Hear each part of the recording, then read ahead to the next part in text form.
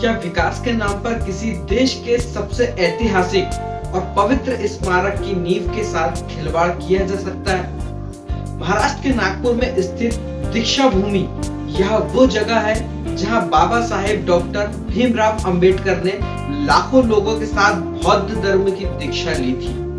यह सिर्फ एक इमारत नहीं है, बल्कि करोड़ों लोगों की आस्था, इतिहास और भारत के संविधान के सम्मान का प्रतीक है।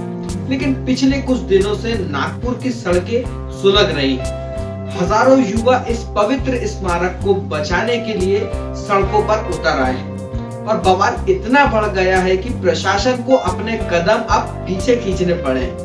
आखिर दीक्षा भूमि में ऐसा क्या हो रहा था जिसने लोगों के गुस्से को भड़का दिया? क्या वाकई विकास की आड़ में हमारे इतिहास को मिटाने या नुकसान पहुंचाने की कोशिश हो रही है?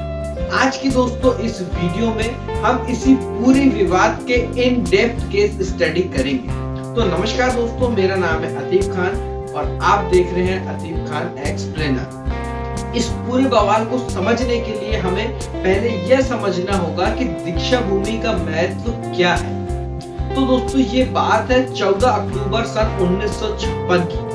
Baba Saheb doctor B.R. अम्बेडकर ने इसी मैदान पर अपने 5 लाख से ज्यादा अनुयायियों के साथ हिंदू धर्म को छोड़कर बौद्ध धर्म अपनाया था। इसे इतिहास का सबसे बड़ा शांतिपूर्ण धर्म परिवर्तन माना जाता है।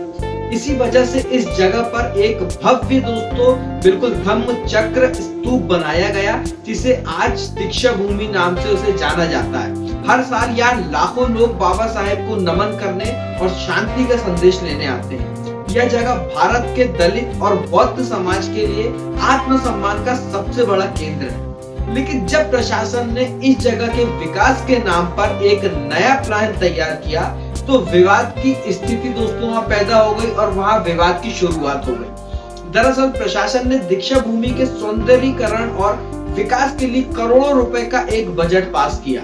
प्लान यह था कि यहाँ आने वाले पर्यटकों के लिए स्तूप के बिल्कुल पास एक विशाल अंडरग्राउंड पार्किंग यानी जमीन के नीचे पार्किंग बनाई जाएगी। सुनने में तो यह दोस्तों विकास का काम लगता है, लेकिन जैसे ही वहां बड़ी बड़ी मशीनों से जमीन के नीचे गहरी खुदाई शुरू हुई तो वहां के दोस्तों बुद्धिजीवियों, इंजीनियरों और आम जनता ने इस पर आपत्ति जताई। उनका कहना था कि मुख्य रूप से मुख्य स्तूप के इतने करीब जमीन के नीचे इतनी गहराई खुदाई करने से मुख्य ऐतिहासिक इमारत की नींव कमजोर हो सकती है। अगर कल को इस भव्य स्तूप को कोई नुकसान पहुंचता है तो इसकी जिम्मेदारी कौन लेगा? जनता का आरोप है कि दोस्तों प्रशासन ने बिना किसी प्रॉपर स्ट्रक्चर ऑडिट और बिना किसी समाज के लोगों को भरोसे में लिए वहां खुदाई करनी शुरू कर दी। मतलब अपने ही मन से तानाशाही से खुदाई करनी शुरू कर दी। जब प्रशासन ने लोगों को चेतावनी को अनसुना किया तो दोस्तों नागपुर के युवाओं और अम्बेडकरवादी संगठनों का सब्र का बांध जो है टूट गया। हजारों की तादाद में लोग दीक्षा भूमि परिसर में जमा हो गए। कंस्ट्रक्शन साइट की बैरिकेडिंग को तोड़ दिया गया और काम को दोस्तों जबरन रुकवा दिया गया।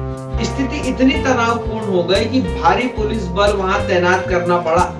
जब सरकार ने देखा कि यह आंदोलन पूरे महाराष्ट्र में फैल सकता है और बात सीधे बाबा साहेब के स्मारक की सुरक्षा की जुड़ी हुई है तो तुरंत राजनीतिक गलियारों में हलचल पैदा हो गई। विपक्ष ने भी सरकार को घेरना शुरू कर दिया, क्योंकि दोस्तों हमारे देश में तो ये होता ही, बस कोई भी वो राजनीतिक मुद्दा देखता जरूर है। अब इससे दबाव इतना ज्यादा हो गया था कि नागपुर के गार्जियन मिनिस्टर और सरकार को तुरंत बयान जारी करना पड़ा कि जनता की भावनाओं का सम्मान करते हुए इस अंडरग्राउंड पार्किंग के काम को तुरंत ही रोका जाता है और इसे कहीं और शिफ्ट किया जाएगा।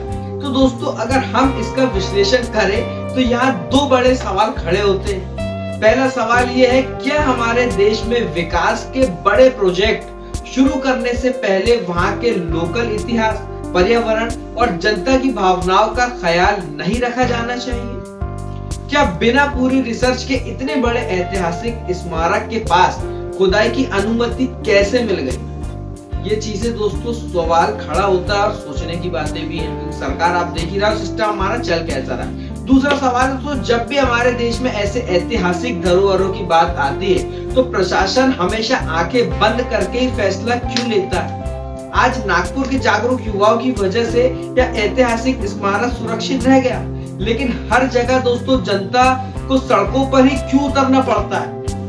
विकास जरूरी है दोस्तों, लेकिन अपने इतिहास और अपनी विरासत की कीमत पर नहीं। बाबा साहेब ने हमें संविधान के जरिए अपने अधिकारों के लिए शांतिपूर्ण ढंग से लड़ना सिखाया है और नागपुर के युवाओं ने बिल्कुल यही किया। प्रशासन को अब यह समझना होगा कि जनता की आस्था और धरोहर के साथ खिलवाड़ बिल्कुल भी बर्दाश्त नहीं किया जाएगा। इस दोस्तों पूरे दीक्षा भूमि विवाद पर आपकी क्या राय है? कमेंट्स बॉक्स पे आप अपनी राय जरूर बताइएगा। आपको क्या लगता है कि प्रशासन की तरफ से यह बड़ी लापरवाही थी? जो भी है अपनी राय आप कमेंट्स बॉक्स पे जरूर दीजिएगा कि ये प्रशासन की लापरवाही थी या एक सोची समझी साजिश के दौरान ये चीजें हो रही थी। तो वो चीजें आप कमेंट्स बॉक्स पे बताइएगा। और अगर आपको वीडियो पसंद आई हो तो चैनल को सब्सक्राइब जरूर करें, वीडियो को शेयर करें। मिलते हैं अगली वीडियो में, तब तक के लिए जय हिंद।